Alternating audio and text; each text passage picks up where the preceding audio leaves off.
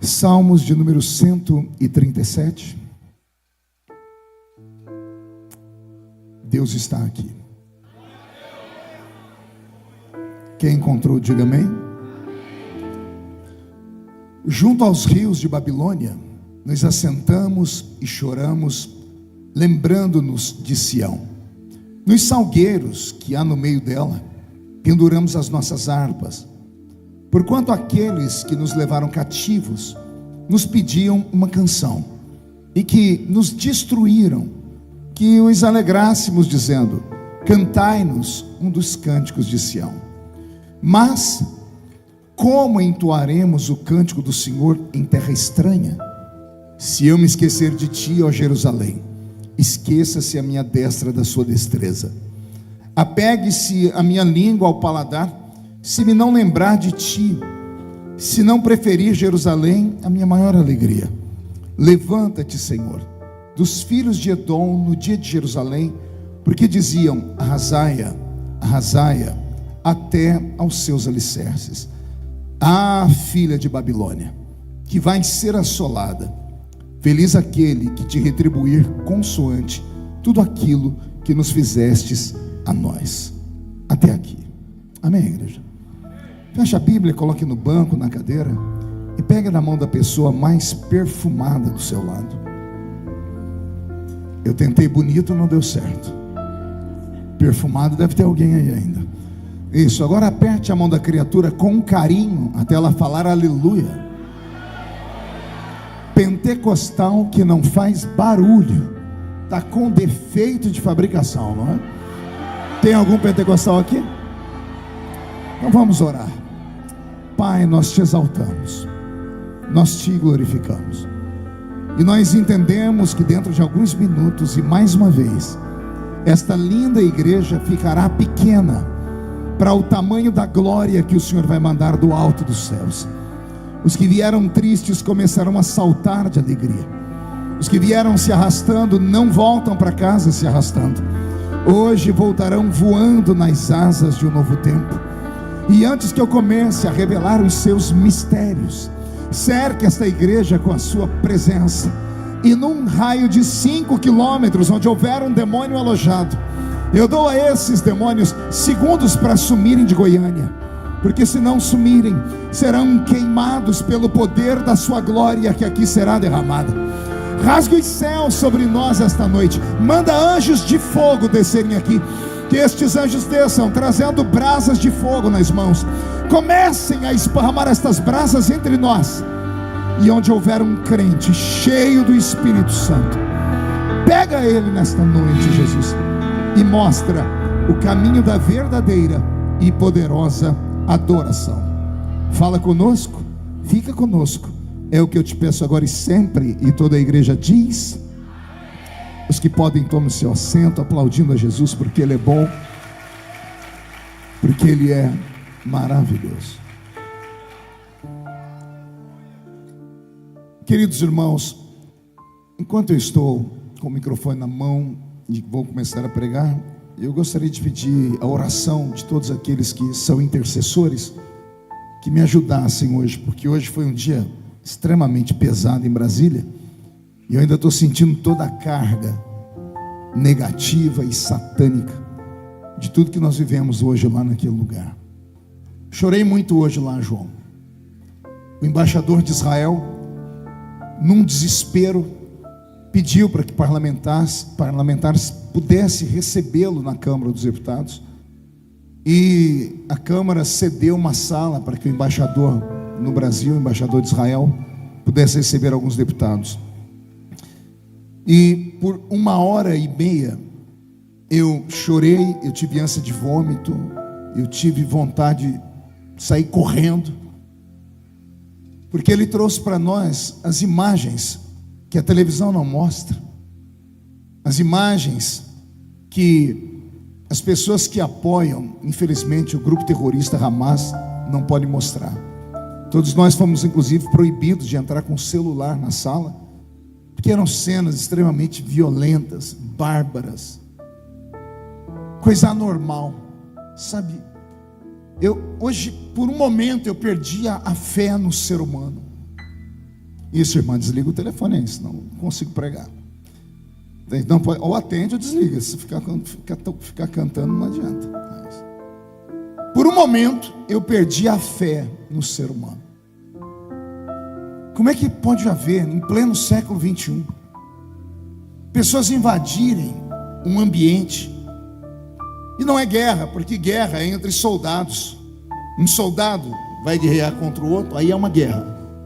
Agora, homens armados, soldados, matarem pessoas inocentes, civis, foi chocante demais.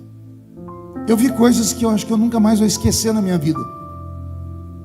Eu vi uma mulher judia ser estuprada simultaneamente por 5 homens. Não felizes? Um deles, depois de terminar tudo, colocou a mão dentro dela e arrancou o útero dela com a mão. Você consegue imaginar o nível de barbaridade? Eu vi entrarem na casa de um homem. Estava ele e os 2 filhos. Eles correram para o fundo da casa. E lá no fundo da casa entraram num quartinho. Pois veio um terrorista, pegou uma granada, uma bomba, e jogou lá dentro.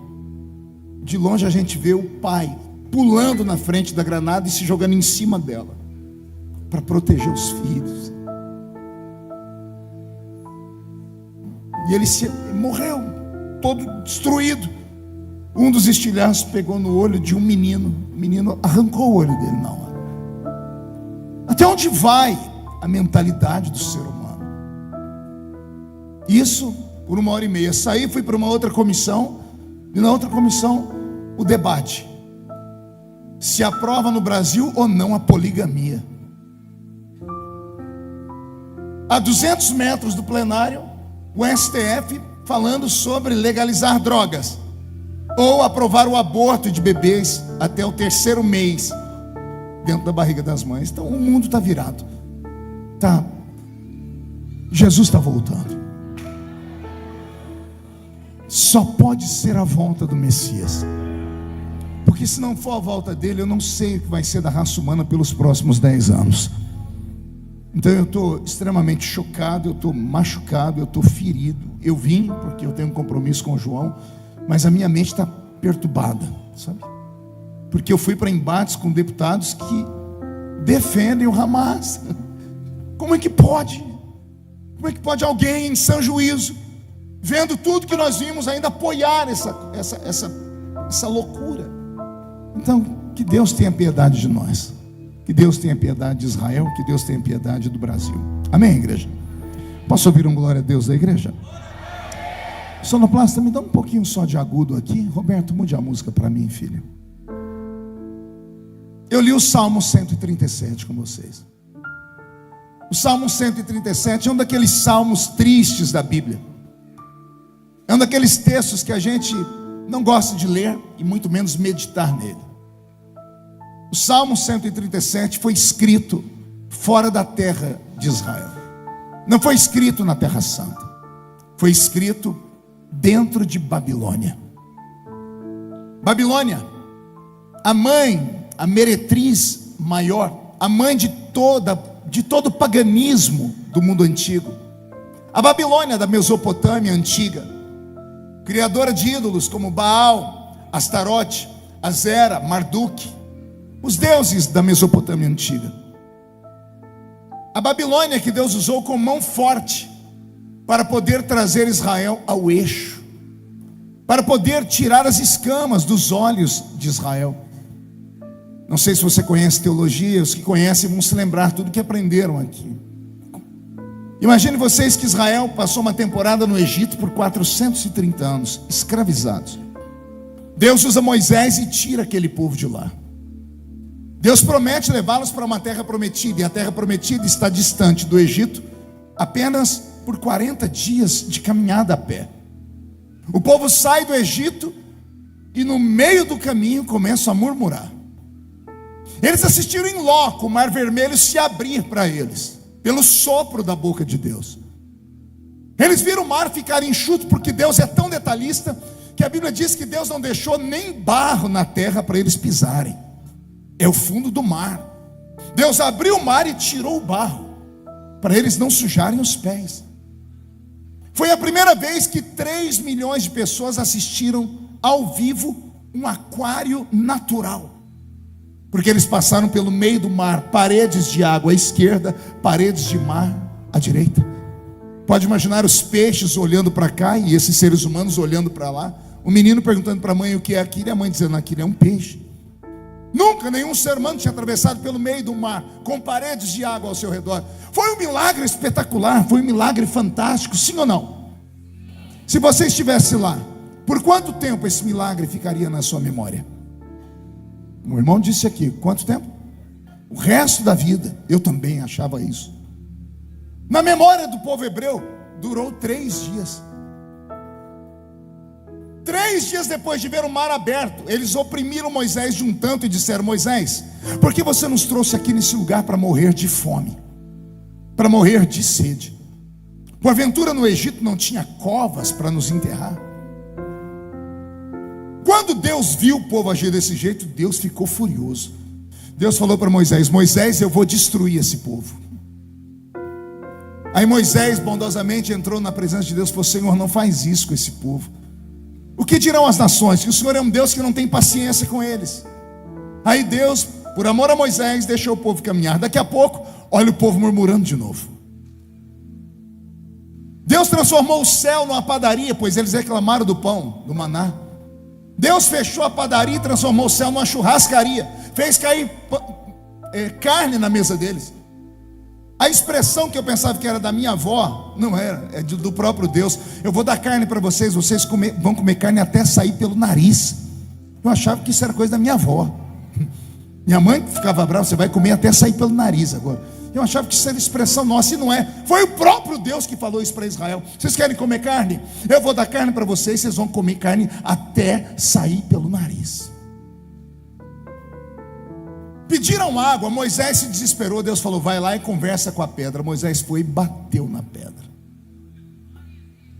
Moisés se desequilibrou. A última tentativa de Deus com o povo foi o seguinte: Moisés, eu vou destruir o povo e vou fazer de você um outro povo. A Bíblia diz que Moisés ouviu, porque a palavra desceu do céu para o ouvido, e antes da palavra que entrou pelo ouvido descer para o coração, Moisés desceu para o joelho, porque a proposta de Deus era tentadora demais. Eu sou pastor de igreja. Tem dia que os crentes me dão um trabalho, que se Deus falar para mim: Feliciano, eu vou destruir essa igreja e te dar outra, eu falo: Senhor, vamos fechar o negócio? É isso que Deus está falando para Moisés: esse povo que está te oprimindo, Moisés, eu vou destruir eles e eu vou fazer de você um outro povo. Era para Moisés ter aceitado, mas Moisés era mais crente do que eu. A palavra desceu do céu, entrou no ouvido. Antes de descer no coração, Moisés caiu de joelho e disse: risca o meu nome do teu livro. Aí Deus disse: como é que eu vou riscar o teu nome do meu livro, que se você é o único fiel que eu tenho? Por amor a ti, eu não destruo esse povo. Só que o que eu vou fazer com eles é algo pior do que a morte. O que eu vou fazer com eles é algo pior do que a morte. O que pode ser pior do que a morte? É andar em círculos, peregrinando sem saber para onde ir, por 40 anos. O Senhor disse a Moisés no Êxodo: para cada dia de murmuração, 1 ano de derrota. 40 anos andando em círculos. Quem já foi em Israel sabe do que eu estou falando. A península do Sinai é desse tamanho. Israel não sabia para onde ir. Ficaram perdidos como que dentro de um labirinto por 40 anos, andando sem rumo. Porque o que Deus fez com eles foi pior do que a morte. Pergunte: o que é pior do que a morte, pastor? É não entrar na terra. Eu vou dar comida para eles, vou dar água para eles, vou dar roupa para eles, não deixo o sol queimar eles, não deixo o frio matar eles, mas na minha terra, Moisés, ninguém entra. Isso aqui é uma palavra dura, hein? Isso aqui é uma palavra para aqueles crentes que acham que está tudo bem na vida deles, porque está tudo dando certo, mesmo eles fazendo tudo errado. Se eu estou fazendo tudo errado e está dando tudo certo, é porque Deus está comigo. O povo de Israel achava a mesma coisa. Está dando tudo certo para a gente, nós estamos no deserto, mas o sol não queima. De noite o frio é intenso, mas a gente não sente frio, porque a nuvem acende uma coluna de fogo à noite, durante o dia faz sombra. Nós não temos onde plantar nem colher, mas cai pão na nossa mesa toda hora. Nós não temos animais suficientes para fazer roupa, mas a nossa roupa não envelhece, o sapato não fura. Nós estamos vivendo um oásis no meio do deserto. O deserto só é deserto para beduíno, para nós é um oásis. Aí Deus dizendo, tudo bem, vocês vão ter tudo do bom e do melhor no deserto, mas na minha terra ninguém entra. Pergunte por quê? Só falo se todo mundo perguntar. Porque Israel cometeu o pior de todos os pecados. Pergunta para o seu irmão aí, qual é o pior pecado? Não fala de blasfêmia contra o Espírito Santo, que está no Novo Testamento. Vamos falar de pecados normais. Qual é o pior pecado que um ser humano pode praticar? Israel praticou o pior de todos os pecados. Respire fundo para ouvir. O pior pecado é o pecado da ingratidão. Porque todos os outros pecados, as pessoas têm desculpas na ponta da língua. Eu matei em legítima defesa. Eu roubei para colocar comida na mesa do meu filho. Eu adulterei porque eu tomei um chifre, eu quis pagar com a mesma moeda. Incompatibilidade de gênio. Todos os pecados têm uma desculpa. O ingrato não tem desculpa. Que desculpa vai dar o ingrato? Aquele que você tirou do lixo, da rua, botou dentro da sua casa, tirou da boca dos seus filhos, tirou do que você tinha e deu tudo para ele. E agora que a pessoa está bem, ela vem te dar um abraço de tamanduá. Ela pega uma navalha e finca nas suas costas, ela te trai. Não há desculpa para o ingrato. Israel cometeu o pecado da ingratidão com Deus que tirou eles do Egito. E por conta disso eles padeceram no deserto. Depois de padecer no deserto por 40 anos, todos os que saíram do Egito, todos, 600 mil almas de guerra. Sabe o que era uma alma de guerra? Eram homens que tinham exatamente 30 anos de idade. Porque com 30 anos o judeu está emancipado.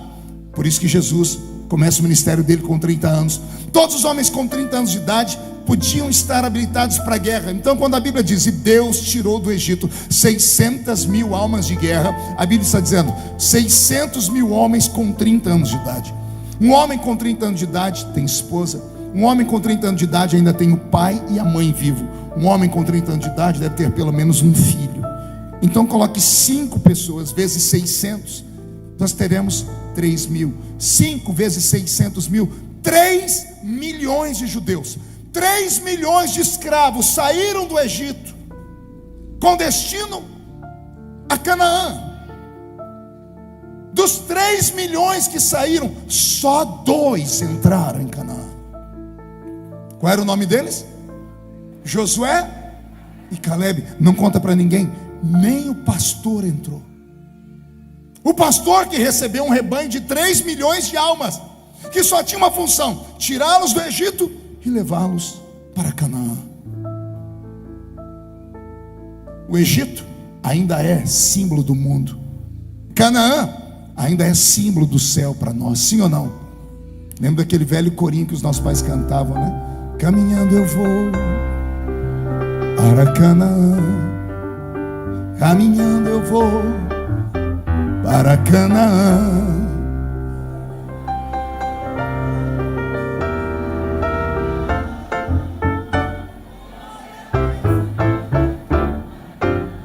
Achei os velhos tudo aqui dentro. O que os nossos pais estavam cantando? Eles estavam dizendo que assim como Deus tirou Israel do Egito, estava levando eles para Canaã, Deus tirará a igreja da terra e levará ela para o céu. Canaã é sinônimo do céu, o Egito é sinônimo da terra. Amém até aqui? Israel saiu do Egito, sim ou não? Entrou em Canaã, sim ou não? Entre o Egito e Canaã existe um deserto. E é no deserto que nós somos testados. Que você passe no seu deserto sem trair Deus. Que você não seja ingrato por tudo que Deus já te fez. Não seja aquele crente que só vem à igreja em busca de mais. Eu vou para Deus me dar. Não, Eu, com todo respeito, com 51 anos de idade, servindo a Deus desde os 13 anos, eu entro na igreja e nem peço mais nada, porque eu sou devedor a Deus pela eternidade toda. Eu entro aqui dentro e tento agradecer tudo aquilo que Ele já me deu. Ao entrar na igreja, não vem em busca daquilo que Ele tem para te dar, venha para agradecer aquilo que Ele já te deu. Pastor, mas o que foi que Ele me deu? Não seja ingrato, o seu nome está escrito no livro da vida. Seus pecados estão perdoados. E se a trombeta do arrebatamento tocar agora, você sobe direto para o céu. Posso ouvir um grito de glória a Deus nesta palavra?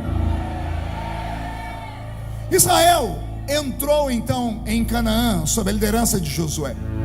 E sob a liderança de Josué, Israel passou uma temporada na terra prometida sem ter nenhum rei sobre eles. Deus era o governador deles. Chamamos isso da temporada do livro dos Juízes. 300 anos em que Israel ficou naquela terra sem um governo humano, com um rei estabelecido. Deus levantava heróis. Deus levantou Gideão, Sansão, Débora, Baraque, Eude. O último de todos foi Samuel, o profeta. Por que Deus levantou esse pessoal por 300 anos? Deus teve que brigar com esse povo para tentar trazê-los de volta para perto de si.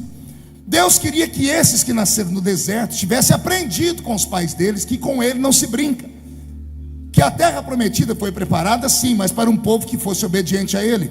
Pois o povo entrou em Canaã e por 7 vezes trocaram Deus pelos deuses de pedra. Cada vez que Deus levantava um juiz, era para corrigir Israel, porque Israel pecava. Deus levantava os inimigos vinham contra Israel, roubavam, estupravam, matavam, queimavam a lavoura. Aí Israel chorava. Quando Israel chorava, Deus levantava um herói, um juiz. Lá ia Sansão, lá ia Baraque, lá ia Débora, lá ia Eude, um deles. Aí quando eles levantavam e libertavam o povo adorava a Deus por um dia, 2, 3, 4, 2, 3 meses depois, ó, Israel adorando outro Deus de novo. Aí vinha outro inimigo e destruía Israel. Isso aconteceu por 300 anos. Quantos anos eu disse? Israel vivia igual um bêbado, levanta e cai, levanta e cai, levanta e cai.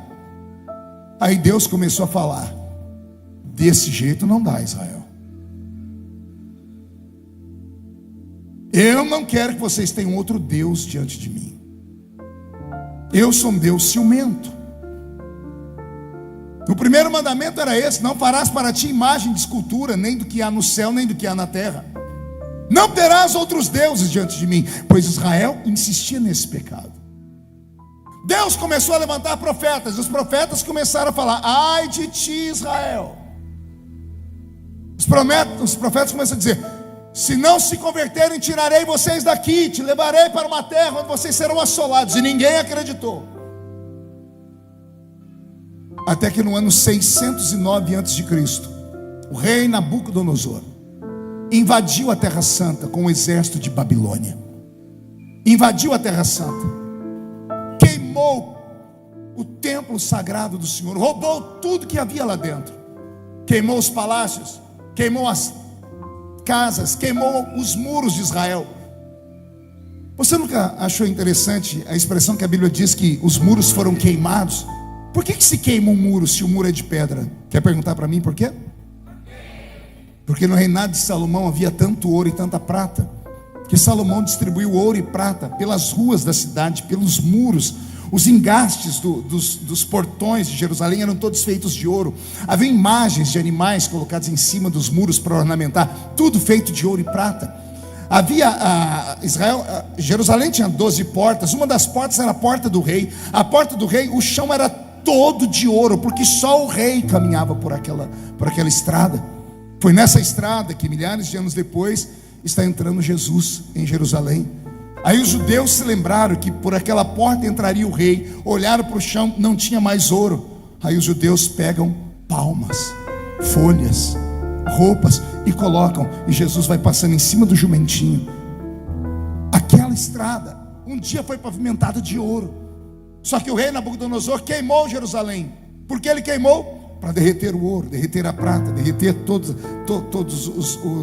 os minérios que eram valiosos, e levou eles embora para a Babilônia. A primeira leva de judeus sai de Israel com 1 milhão deles. Quantos eu disse? 1 milhão de judeus saem de Jerusalém e vão para a Babilônia. Nessa primeira leva, alguns judeus muito conhecidos da igreja, personagens da Bíblia com nome, são levados. Daniel e seus 3 primos, Ananias, Misael e Azarias. O apelido deles? Não ouvi? Nesta primeira leva, em 609 a.C., 1 milhão de judeus é levado. E nesta leva, alguns judeus de sangue azul, como Daniel, que era da aristocracia judaica, são levados. A segunda leva deles são 20 anos depois, o ano 587 a.C. Lembrando que o Velho Testamento, os anos são contados em ordem decrescente, até Jesus. De Jesus para frente nós temos outro calendário. Temos antes de Cristo e depois de Cristo. Antes de Cristo, o calendário é contado em ordem decrescente, 609, 587, assim sucessivamente. Jesus nasce, aí o ano começa a ir em ordem crescente. Amém até aqui? No ano 587, a segunda leva é levada. E no meio desta leva, um jovem sacerdote, ou melhor, que sonhava ser sacerdote, filho de sacerdotes, é arrastado para a Babilônia. Ele vai se tornar um judeu famoso. O seu nome, Ezequiel. Diga comigo, Ezequiel. Não ouvi direito? Enquanto o seu irmão, pergunte para ele: você conhece Ezequiel? Roberto, mude a música. Vocês que estão com a Bíblia aí, coloque para mim Ezequiel capítulo 2, por favor, versículo 1, aí no telão. Ezequiel é arrastado para a Babilônia. Esse menino era filho de um sacerdote chamado Buzi. Qual é o nome do pai dele? Não ouvi? Você ainda acha que o seu nome é feio? Buzi era o nome do pai dele. Ezequiel assistiu o pai dele ser decapitado. O pai dele teve a cabeça arrancada. Ezequiel viu o que sobrou do templo ser queimado de novo. Ezequiel assistiu à falência da dinastia da sua família, porque ele era de uma família de sacerdotes. O pai era sacerdote, o avô tinha sido sacerdote, o bisavô também. Se traçássemos a árvore genealógica inteira, chegaríamos em Arão, o irmão de Moisés, o primeiro sumo sacerdote da Bíblia. Ezequiel foi treinado para ser um sacerdote, como a família dele toda era. Ele tinha sonhos, ele tinha projetos, ele tinha desejos, ele tinha aspirações, mas todos os sonhos dele caem por terra quando ele vê o pai dele ser decapitado. Todos os projetos dele caem por terra quando ele vê o templo, onde ele sonhava em entrar pelo alpendre, subir pelo átrio, entrar no lugar santo e um dia ir atrás do véu do templo, no santo dos santos.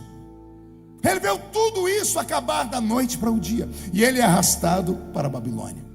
E por que eu estou contando toda essa história para vocês? Porque o Salmo 137 diz que estávamos assentados à beira do rio de Babilônia, e aqueles que nos oprimiram chegaram em nós dizendo assim: canta para nós um cântico de Zion, ou de Sião, ou de Jerusalém, porque a música dos judeus era muito linda, até hoje é muito linda. Os babilônicos queriam que eles cantassem uma música para alegrar os babilônicos. Aí os judeus começam a dizer: como podemos cantar em terra estranha?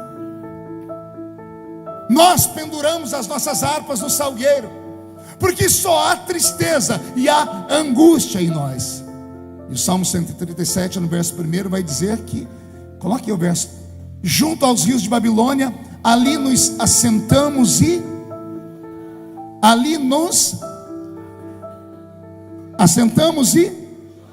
diga bem alto: assentamos e choramos. Assentamos e ali fizemos o quê?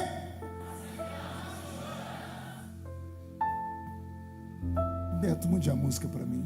Dê a minha. Pode ter sido Ezequiel que escreveu este salmo. A gente estava sentado na beira do rio, quando alguém pediu para que a gente cantasse. E como a gente não podia cantar em terra estranha, nós nos assentamos e choramos.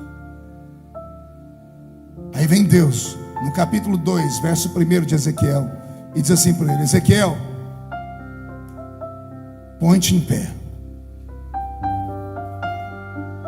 eu falarei contigo.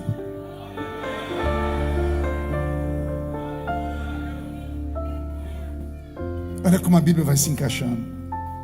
No Salmo 137, ele está sentado e está chorando. Está sentado porque não tem forças, nem para caminhar, nem mais para andar. Você já deve ter passado por uma luta muito violenta na vida, em que a primeira coisa que você perde são as forças nas pernas. Quem já viu pessoas receberem notícias violentas de tragédias e na hora desabarem? Quem já viu uma mãe receber a notícia do policial, seu filho morreu, e ela não desmaia, ela simplesmente cai? Uma pessoa sentada, neste caso, são pessoas que haviam sido presas, estavam sem esperança, sem perspectiva de vida, haviam perdido os sonhos, haviam perdido toda a sua vocação. Ezequiel, principalmente, que era um sacerdote, treinou a vida toda para ser um sacerdote, ele perdeu tudo. Por isso ele diz: estávamos assentados, estávamos chorando. Aí Deus veio até mim e disse: Ezequiel, põe-te em pé, porque eu quero falar contigo. Aleluia. E Deus falou coisas grandes a Ezequiel, porque quando ele ficou de pé, ele ouviu a voz de Deus, e a Bíblia diz na boca de Ezequiel: e eu olhei para o céu e tive visões de Deus. Não dá para ter visões de Deus assentado. Não dá para ter visões de Deus trancado dentro de um quarto com depressão profunda, tomando Lexotan e Rivotril. Não dá para ter visões de Deus se você não acredita nos seus próprios sonhos, na sua própria vocação, na sua própria chamada. Não dá para ter sonhos de Deus se você entrou aqui dentro e não consegue se ligar no culto pensando apenas nas misérias que a vida tem lhe dado. Não dá para ter visões de Deus se você não acredita em si mesmo.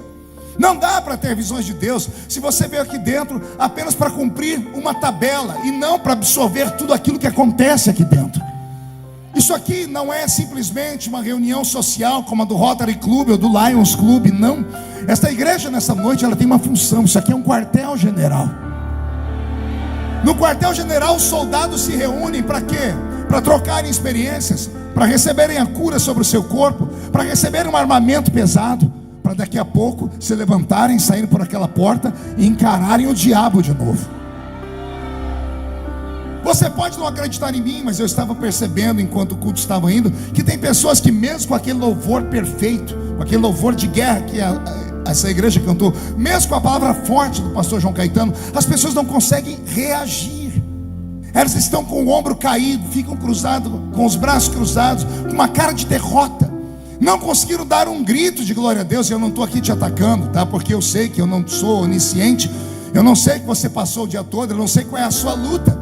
Porque tem gente aqui que não consegue dar glória a Deus, porque a luta é muito violenta, é muito intensa. Mas já que você entrou aqui dentro, por favor, tenta se animar. Já que você veio para cá, dá a Deus uma oportunidade dele se revelar a você. E como é que Deus vai se revelar a mim, pastor? Não é você ficado assentado e chorando. Para aquele que está sentado e está chorando, assim diz o Senhor: põe-te em pé, porque eu quero falar com você.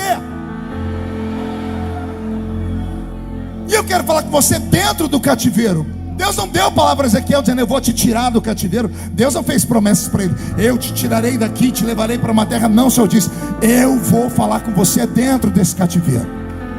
Eu vou te dar uma palavra dentro desse cativeiro. E detalhe, é no meio deste cativeiro que você vai ter visões de Deus. E com estas visões, você vai animar uma leva ou duas levas de pessoas que estão no mesmo cativeiro que você, mas não tem mais fé. Mas Deus encontrou em você alguém em quem Ele pode confiar. Você será usado para erguer a sua família depois desta noite. Você será usado para erguer o departamento que você faz parte. Você será usado para erguer a sua geração. Até porque eu acredito que estou pregando aqui para uma geração profética, uma geração que vai assustar o inferno depois desta noite. E se tem alguém que concorda comigo, não dá um grito de glória a Deus, não.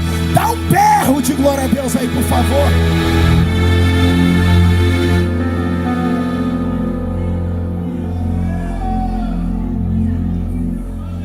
Eu vou te dar duas chaves para mudar a sua história aqui.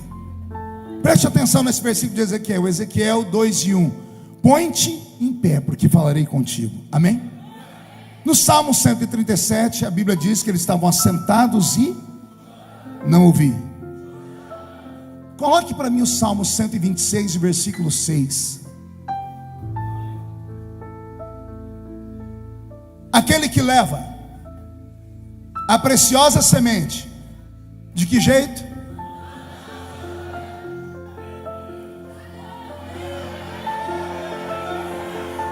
No Salmo 137 eles estavam sentados e chorando. Quem está sentado e chorando vai continuar lambendo as feridas, vai continuar não acreditando em Deus, vai continuar dizendo que Deus abandonou ele, vai continuar dizendo que o mundo é maligno, que o pai fez coisas ruins com a pessoa. Vai ter sempre uma desculpa, vai sempre terceirizar o seu problema, colocando a culpa em alguém, no pai, na mãe, na sociedade, no governo, no cachorrinho da rua, na sogra. Pessoas assim estão assentadas e chorando. Pessoas assentadas e chorando não recebem o seu milagre. Vamos aprender com outro salmista, aquele que leva a preciosa semente, andando e chorando. Andando e ele voltará sem dúvida, com alegria, trazendo consigo os seus molhos. Primeira chave que eu vou te dar, respira fundo para receber.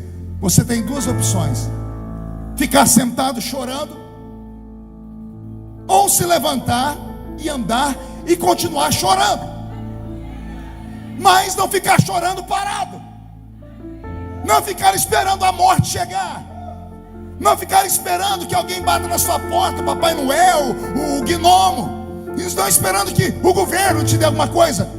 Eu sei que está dolorido, eu sei que viver não é fácil, viver é uma eterna agonia. Se você não sabia disso, anote aí. Eu tenho 51 anos de idade, estou aqui para te dizer: viver não é para fracos. Fracos não conseguem viver. Fracos saltam da vida para a morte, tiram a sua própria vida. Fracos jogam a culpa nos outros. Viver não é para qualquer um. Viver é só para quem sabe de onde veio, o que está fazendo aqui e para onde vai. Vamos falar de novo. Viver não é para qualquer um. Só dá para viver nessa vida quem sabe de onde veio. Eu sei de onde eu vim. Pergunte: de onde, pastor? Eclesiastes 12, 7. Quando o homem morre, o pó volta para o pó, mas o espírito, não ouvi? O espírito retorna. Eu não sou um corpo, eu sou um espírito. Eu sou um espírito que habita dentro de um corpo. Eu não tenho um espírito, eu tenho um corpo. Explica melhor, pastor. Explica. O verbo ter e o verbo ser. O verbo ter é passageiro. Eu tenho esse sapato agora, daqui 2 anos não terei mais. Eu tenho esse terno agora, daqui a algum tempo não terei mais. O verbo ter é passageiro, e o verbo ser é eterno. Eu tenho um corpo. Se eu morrer agora e alguém me enterrar, daqui 20 dias, se você for lá na tumba e desenterrar, você não vai encontrar nada a não ser ossos e cabelo, porque o corpo é passageiro. Então eu não sou um corpo, eu sou um espírito. O espírito é eterno. E a Bíblia diz na boca de Salomão que o corpo volta para o pó, mas o espírito. Então eu sei de onde eu vim. Não, vou falar de novo, tem gente que não está entendendo.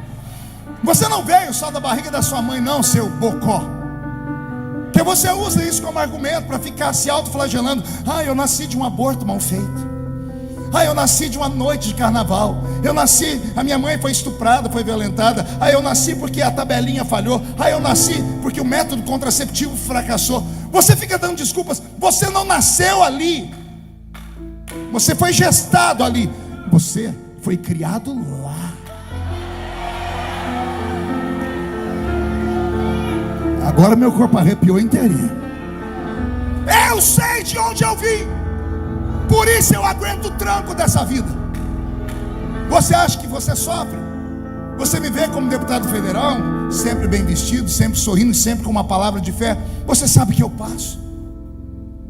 Eu já enterrei um filho.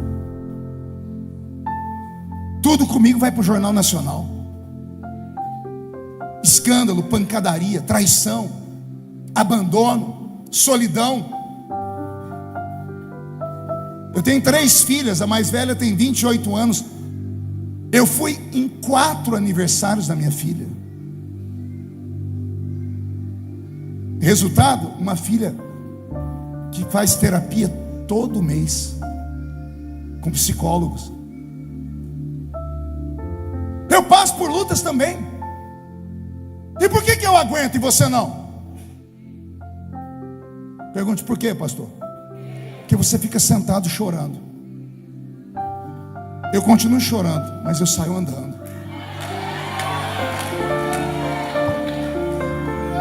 Eu saio levando a preciosa semente. Porque há uma promessa para quem vai andando e chorando. Com certeza, com alegria, voltará um dia trazendo seus molhos. Então a escolha é sua: ficar sentado e chorando, ou se levantar e continuar chorando. Não há promessa para quem fica sentado chorando, mas há uma promessa para quem sai andando chorando. Ouve a voz do teu Deus, Ezequiel. Põe-te em pé, porque eu quero falar com você. Deus te trouxe nessa noite porque Ele quer te colocar de pé. Vai acontecer um rebuliço na sua casa.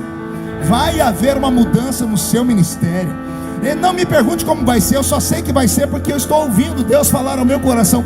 Deus vai inverter a fila, o último vai ser o primeiro. Quem estava embaixo vai para cima, como uma roda gigante. Deus vai usar coisas que você jamais imaginou para te projetar. O tempo de cantar está chegando. O choro que durou uma noite já vai acabar, porque a alegria está vindo pela manhã. Se os inimigos entraram contra você por um caminho, por 7 caminhos fugirão de ti. O justo cai, mas não fica prostrado. O justo cai até 7 vezes, mas de todas elas o Senhor coloca ele de pé. Os inimigos entrarão contra ti por um caminho, mas por 7 caminhos terão que fugir de ti. Se levantarem contra ti 11.000 demônios, 1.000 cairá de um lado, 10.000 do outro lado, e você não será atingido.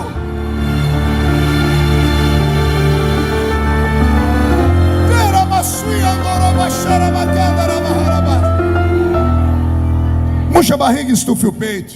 Mão direita erguida bem alto. Coloque a mão no ombro de quem está do seu lado. Agarre essa criatura, por favor, com vontade. Chacoalha ela até ela ficar irritada. Tem gente que nem para me obedecer presta. Tem uns fazendo assim, ó. Chacoalha com vontade e diga para ela: Deus te trouxe aqui para isso. Sacode de novo, diga: para isso.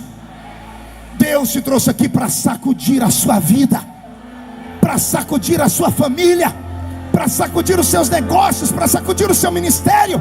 Deus está te sacudindo, dizendo: põe-te em pé, porque eu quero falar com você.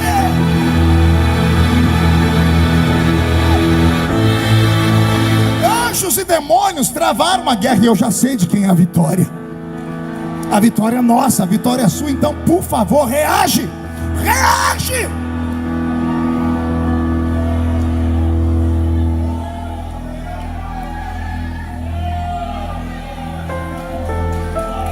Davi,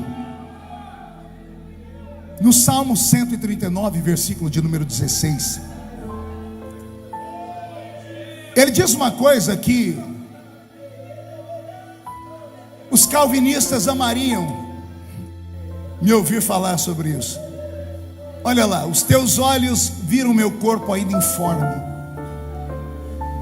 e nu, o coral, e nu, todas estas coisas foram escritas, as quais em continuação foram formadas, quando nem ainda uma delas havia. Você entende, Davi? Davi, quando escreve esse salmo, está velho, passou por tudo e um pouco mais. Davi pecou. Davi enterrou 3 filhos. Davi perdeu uma filha, a única filha, para um incesto. Ela foi estuprada pelo irmão. Imagine, você ter 20 filhos, 19 meninos e uma menina. Imagina o que essa menina não fazia com Davi. Eu sou pai de 3 meninas e agora tenho a minha netinha Aurora. Eu chego em casa, eu me sinto um sultão, cercado de mulheres. Menina é mais carinhosa com o pai do que com a mãe. Davi só tinha uma, e ela foi estuprada. E a mulher estuprada no Antigo Testamento, ela era expulsa de casa, porque entendiam pela lei que a mulher havia sido estuprada porque ela havia dado ousadia. Mundo machista. Fim da vida, Davi tinha passado por tudo. Aí ele escreveu isso aí, ó. Ele chegou à seguinte conclusão: ei Deus, tudo que aconteceu comigo, tudo já estava escrito.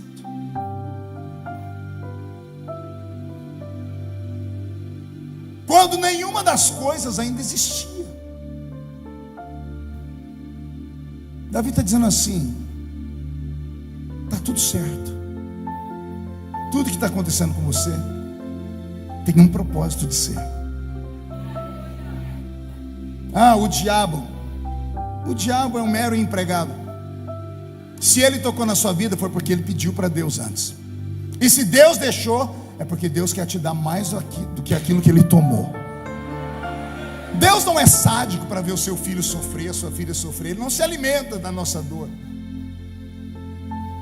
Existem 2 grupos de seres humanos no mundo apenas para Deus: filhos e criaturas.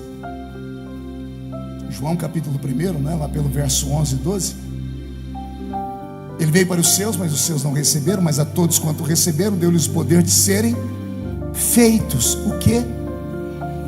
Então o homem não nasce filho, ele é feito filho. Nem todo ser humano nesse mundo é filho de Deus.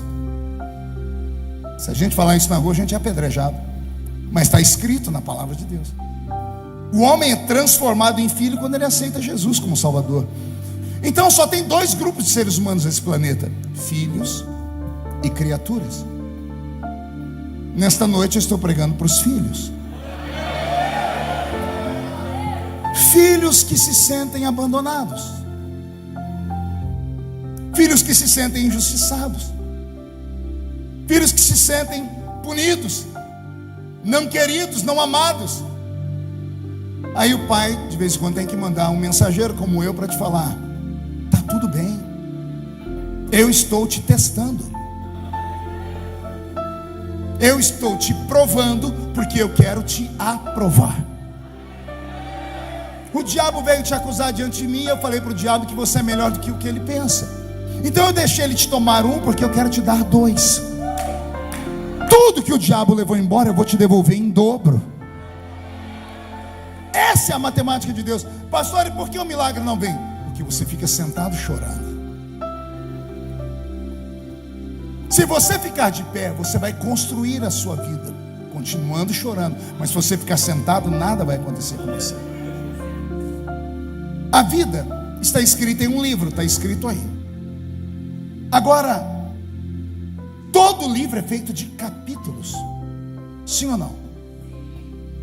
Vai assim perto do seu irmão e diga: como é que está o seu capítulo hoje? Qual o tema do seu capítulo hoje? A dor? O sofrimento? O dia da pizza? O dia da humilhação? A vida é feita de capítulos. O problema é o que você faz com esses capítulos. Pergunte por quê? Porque no capítulo 1, no capítulo 2 do livro de Ezequiel, Deus disse a ele: põe-te. Ele ficou em pé e teve visões de Deus. Aí passou o capítulo 3. Aí passou o capítulo 4. Aí passou o capítulo 5. Era para ele continuar firme, porque ele teve visões de Deus. Não foram visões da televisão, não foram visões do médico, não foi palavras de homens que falam em pé, não sustentam sentado. Foi de Deus, sim ou não? Aí passou o capítulo 6. Aí passou o capítulo 7. Olha o que está escrito no capítulo 8. Põe o capítulo 8 do livro de Ezequiel. Sucedeu, pois, no 6º ano, no 6º mês, no 5º dia do mês, estando eu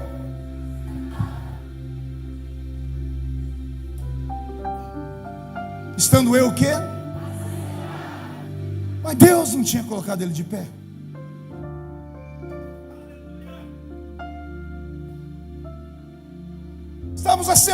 chorando. Aí veio o Senhor disse: põe-te em pé que eu quero falar contigo.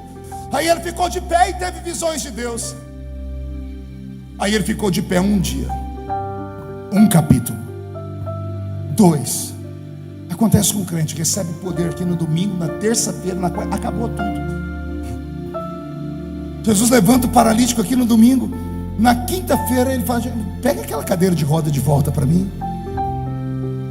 Porque a pessoa vai se esgotando, ela vai perdendo o foco, vai perdendo a visão, vai perdendo a fé e a esperança. Você não pode perder o foco. Deixa eu fazer uma pergunta de idiota. Quem aqui tem uma promessa de Deus que ainda não se cumpriu? Só eu? Vou falar de novo, te peguei de surpresa. Quem aqui dentro tem uma promessa de Deus que ainda não se cumpriu na sua vida? Todo mundo tem uma promessa. E tendo essa promessa, você vai insistir em ficar me olhando com essa cara feia, parecendo que foi batizado num pote de vinagre? Achou que eu não ia falar, né? Mesmo tendo essas promessas, vai ficar me olhando com esse olho seco, parecendo olho de sapo que morreu no dia de enchente? Mesmo tendo essas promessas de Deus, vai continuar nesse culto com essa boca travada, essa boca de aço, essa língua de ferro e esse queixo de concreto? Se você tem uma promessa de Deus, você tem onde se apegar. Você tem onde se apegar. Você tem argumento para dobrar o joelho e falar assim: Senhor, a promessa. Aí vem a morte bater na sua porta: vou te levar. E você diz: Senhor, a promessa. A morte não quer respeitar a promessa. Aí vem alguém roubar: Senhor, a promessa. Como é que você acha que eu estou de pé até agora? Já fizeram a missa de sétimo dia para mim umas 20 vezes. Mas quando chega no sétimo dia, eles vão querer fechar o caixão lá para fazer. Não me encontram mais. O que aconteceu? Ressuscitou. Eu quero profetizar sobre a sua vida nessa noite. Deus não te trouxe aqui só para você ver um velho pregador. Deus te trouxe aqui para te colocar de pé. Porque vai acontecer um rebuliço na sua vida. Deus vai abrir uma porta tão grande, mas tão grande, que você vai arrastar a sua família inteira para dentro da porta. Deus vai te dar uma bênção tão poderosa, mas tão poderosa, que vai sobrar, vai ter para você e vai sobrar para você ajudar a família inteira. Não, a bênção vai ser tão grande que além de ajudar a família, vai sobrar para você ajudar os amigos. Não, vai ser maior. Além de ajudar a família e os amigos, vai sobrar para você ajudar até os seus inimigos.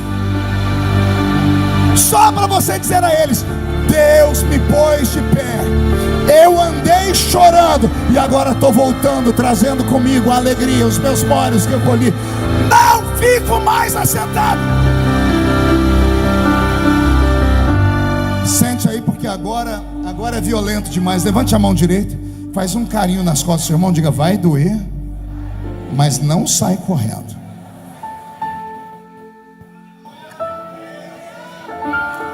Quando eu era menino, os pais na fé sempre falavam assim: quem não vem pelo amor. Eita, não sou só eu que aprendi isso não? Então vamos lá: quem não vem pelo amor.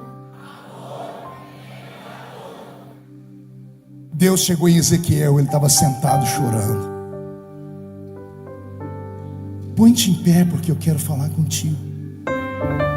Isso é amor. Ele ficou de pé e eu tive visões do Senhor. Aí a vida foi pedindo outros capítulos.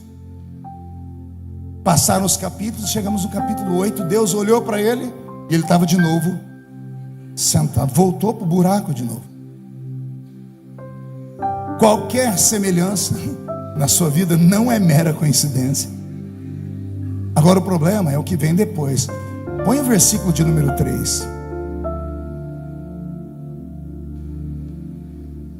E estendeu a forma de uma mão e tomou-me pelos cabelos da minha cabeça, e o Espírito me levantou entre a terra e o céu.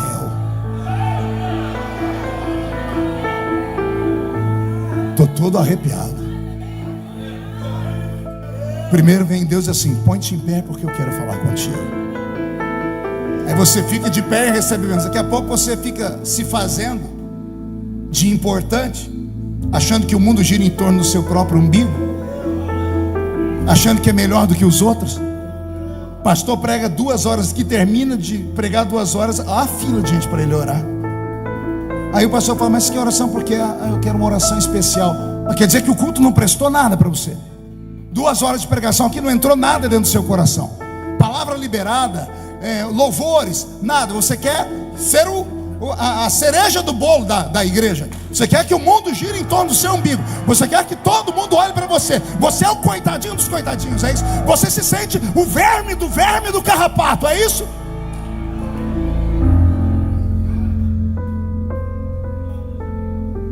Se eu conheço o Deus de Ezequiel, Ele está te olhando. Você já viu a minha glória. Eu já me manifestei na sua vida. Eu já te dei livramento. Eu já salvei alguém da sua casa. Eu te tirei lá de baixo, eu te coloquei num lugar melhor. Quando você entrou aqui, você era tão feio que quem olhava para você não sabia se você estava de frente ou de costa. Você não tinha nada, a não ser aquele palitozinho de uma lista só. Aí o tempo foi passando na igreja. Deus se revelou a você. Você ficou em pé, Ele te deu a glória dele. Aí está você agora de novo,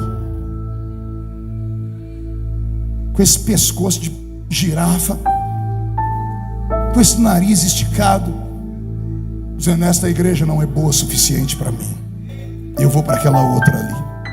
Estou buscando algo sobrenatural. E aí fora daqui leva uma vida porca, podre e torta.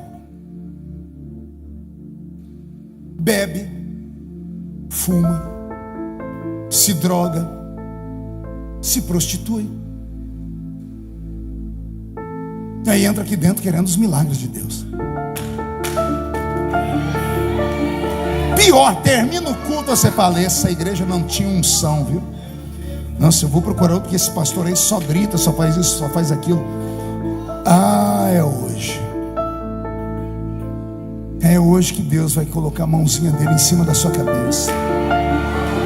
E não é para te abençoar, Ele vai te agarrar pelos cabelos. Olha aí, João Caetano, essa é a mensagem. Deus vai te catar pelo cabelo e vai te colocar em pé. Ele veio pelo amor. Aí você não quer? Então vai ser pela dor. Porque você envergonha o reino. Um ímpio murmurar, tudo bem, mas um crente murmurar? Olha o testemunho que você dá no seu trabalho. Se é que dá testemunho. Ninguém sabe que você é crente. E os que sabem ainda falam assim: é sério que você é crente? Desse jeito aí?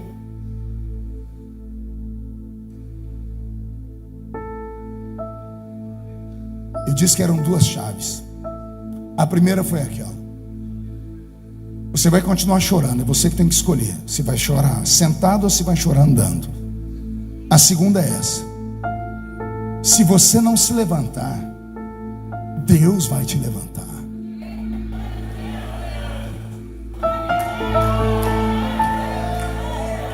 Se você não se levantar pelo amor, Deus vai te levantar pela dor. Vou falar de novo. Se você não se levantar nessa noite pelo amor, porque você conhece a palavra, você sabe o que a lei exige. Se não se levantar pelo amor e começar a levar uma vida regrada na presença do Senhor, para manter uma constância espiritual, Deus vai te levantar. Só que Ele vai te pegar pelos cabelos. Já viu alguém ser levantado pelos cabelos? Gente, o negócio dói. Pastor, está escrito, não sou eu que estou inventando, está aqui na Bíblia. Que culpa tenho eu se eu descobrir isso aqui? Não espere a dor chegar. Acredite que Deus tem o controle de tudo. E se Ele tem o controle de tudo, você não pode ficar sentado. Você tem que continuar caminhando. E caminhando. E caminhando. Pastor, mas eu enterrei meus filhos. Fica de pé. Pastor, a minha mulher me largou e mandou amaldiçoar o meu Deus. Fica de pé. Pastor, os meus amigos me acusaram de estar com pecado escondido. Fica de pé. Pastor, eu perdi a casa, perdi tudo. Fica de pé. E eu faço o que de pé? Grita.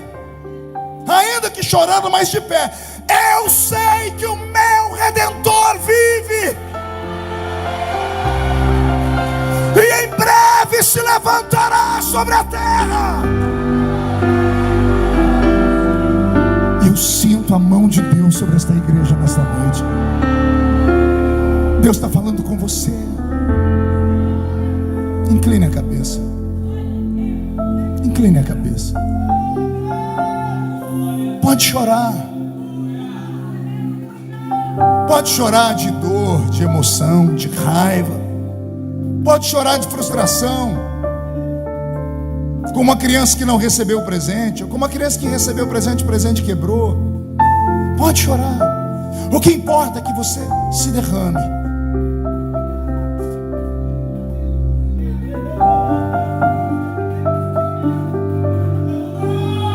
Fala para Deus, não precisa me puxar pelo cabelo não, eu vou ficar em pé. Está ouvindo o chefe da casa?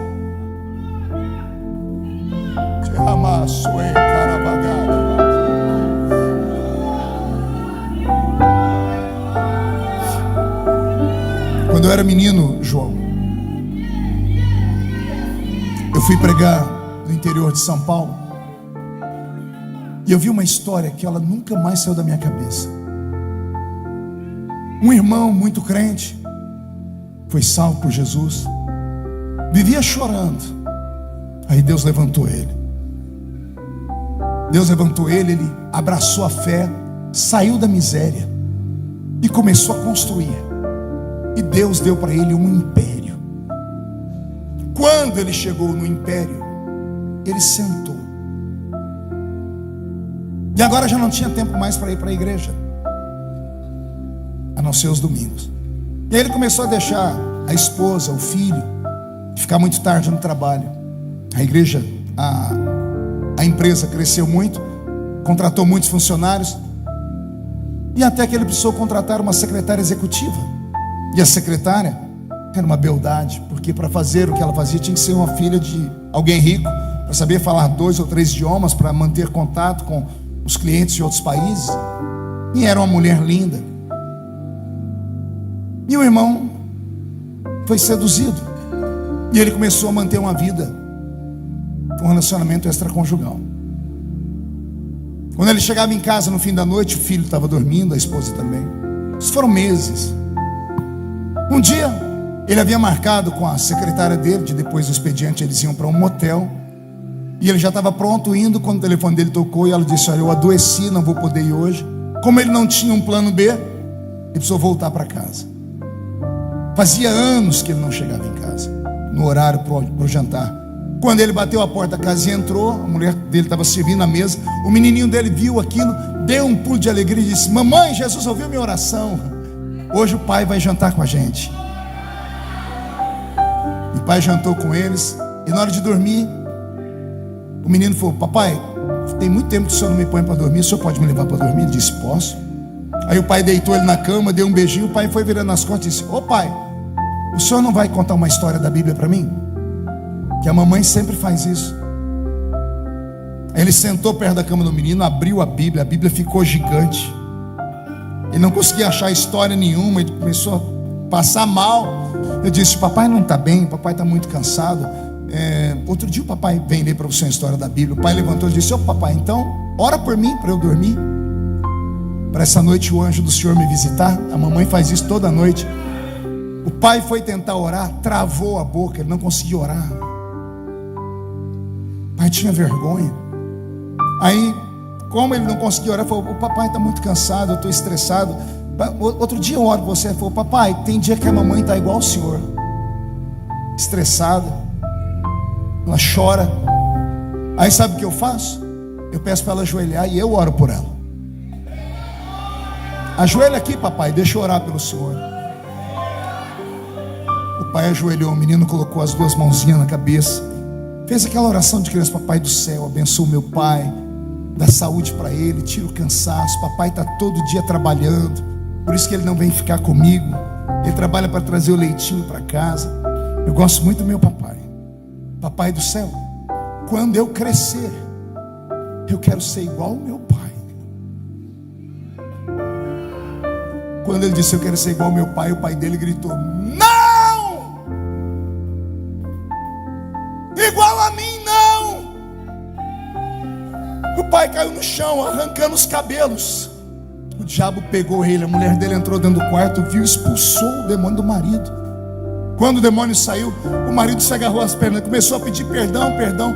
Ela agachou perto do marido, ajoelhou e disse assim: não precisa, eu já te perdoei.